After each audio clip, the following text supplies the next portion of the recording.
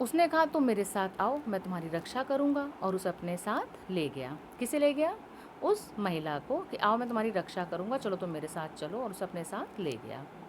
ज्ञान ने क्या किया? अब वो धर्म के विरुद्ध प्रचार करने लगा। उसने कहा धर्म झूठा बंधन है, परमात्मा एक है, अबाध है, धर्म से परे है, धर्म हमें सीमा में रखता है, रोकता है, परमात्मा से अलग रखता है, हमारा शत्रु है।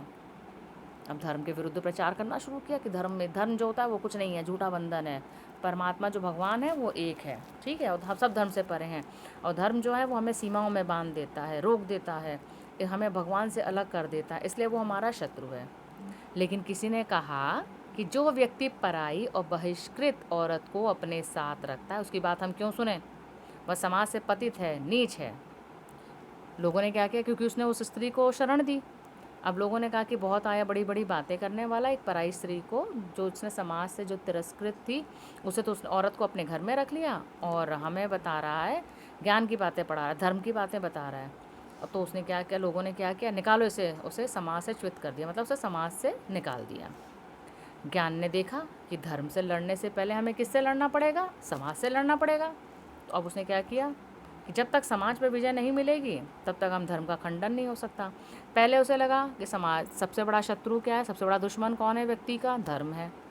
लेकिन धर्म के पहले, अब जब धर्म के लिए लड़ने लगा तब उसे लगा कि नहीं, इससे बड़ा शत्रु तो समाज है, हमें अब समाज से लड़ना पड़ेगा। तो उसने क्या किया? समाज से लड़ने के लिए उसने देखा कि धर्म से लड़ने से पहले समाज से लड़ना है, और धर्म का खंडन नहीं हो सकता है। अब उसने क्या किया कि वो प्रचार करने लगा, वो कहने लगा ये जो धर्म ध्वजी, ये जो पुंगी, पुरोहित, मुल्ला, ये कौन है? इन्हें क्या अधिकार है हमारे जीवन को बांधे रखने का? आओ हम उन्हें दूर कर दें, एक स्वतंत्र समाज की रचना करें ताकि हम उन्नति के पथ पर बढ़ सकें। अब वो क्या प्रचार करने लगा? जो धर्म के ठेकेदार हैं, ये धर्म ध्वजी हैं, जो पुंगी पुरोहित होते हैं, मुल्ला होते हैं, पुरोहित होते हैं, तो उसने कहना शुरू कर दिया कि ये होते कौन है हमारे जीवन पर अधिकार करने वाले? आओ इन सबको, इनका तिरस्कार करें, इनसे दूर रहें, और हम एक स्वस्थ समाज की स्थापना करें ताकि हम आगे बढ़ सकें। तब एक दिन विदेशी सरकार के 2 सिपाही आकर उसे पकड़ के ले गए, क्योंकि वो वर्गों में परस्पर विरोध जगा रहा था। उस समय अंग्रेज़ों का शासन था, तो विदेशी आके उन्हें 2 सिपाही है उसे पकड़ के ले गए, क्योंकि वो धर्म समाज को क्या कर रहा था कि बहका रहा था। उन्हें लगा कि समाज को वर्गों में बांट रहा है, कभी किसी धर्म की बात कर रहा है, कभी किसी धर्म की बात कर रहा है, तो आपस में लड़ाई करवा देंगे। उन्होंने लेके उसे बंदी बना लिया, और ले जाके उन्होंने उसे जेल में डाल दिया। अब ज्ञान जब जेल काट के बाहर निकला तब उसकी छाती में उन विदेशियों के प्रति विद्रोह धधक रहा था, और उसे बड़ी गुस्सा आ रही थी, मतलब उसके अंदर एक बदले की भावना आ गई, और उसने कहा कि वही तो हमारी क्षुद्रताओं को स्थायी बने रखता है और उससे लाभ उठाते हैं। उन्हें क्या लगा कि ये जो विदेशी हैं वो हमारी भूख का, हमारी जो उसको स्थायी नहीं रहने देते हैं और उसका लाभ उठाते हैं, इसलिए पहले हमें विदेशी को प्रभुत्व से अपने आप को मुक्त करना होगा, मतलब हमें पहले इन विदेशियों को यहाँ से भगाना होगा। अब वो ये सोचकर उसने अब क्या किया, गुप्त रूप से विदेशियों के विरुद्ध लड़ाई की योजना बनाने लगा। अब वो विदेशियों से लड़ने की अपनी योजना बनाने लगा। पहले उसे शत्रु क्या लगा? धर्म था। धर्म से लड़ा, तब उसे पता चला कि धर्म नहीं है, समाज है।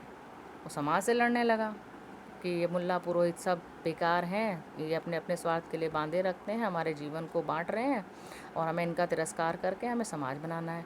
अब जब ये ऐसी बातें करने लगा तो सरकार को लगा, विदेशी सरकार थी, उन्हें लगा कि ये तो लड़ाई करवा देगा वर्गों वर्गों में, उन्होंने लेके जेल में डाल दिया। जेल से जब वो लौटा तो उसको उसके अंदर आ गए कि ये विदेशी जो हैं वो हमारे शत्रु हैं, तो पहले इनका सफाया करो।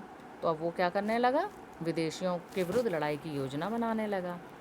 एक दिन उसके पास एक विदेशी आदमी आया। वो मैले कुचैले कपड़े, पुराने फटे पुराने खाकी के कपड़े पहने था, मुख पर उसके झुर्रियाँ पड़ी थी, आंखों में बड़ा दर्द था, मतलब बड़ा दुखियारा व्यक्ति था। उसने ज्ञान से कहा, आप मुझे काम दें ताकि मैं अपनी रोज़ी कमा सकूं। मैं विदेशी हूँ, आपके देश में रहता हूँ। तो उसने उससे कहा कि भाई मैं विदेशी हूँ, मैं तुम्हारे देश में रहता हूँ, तो मुझे ज़रा सा काम दिलवा दीजिए, कुछ रोटी मिल जाए।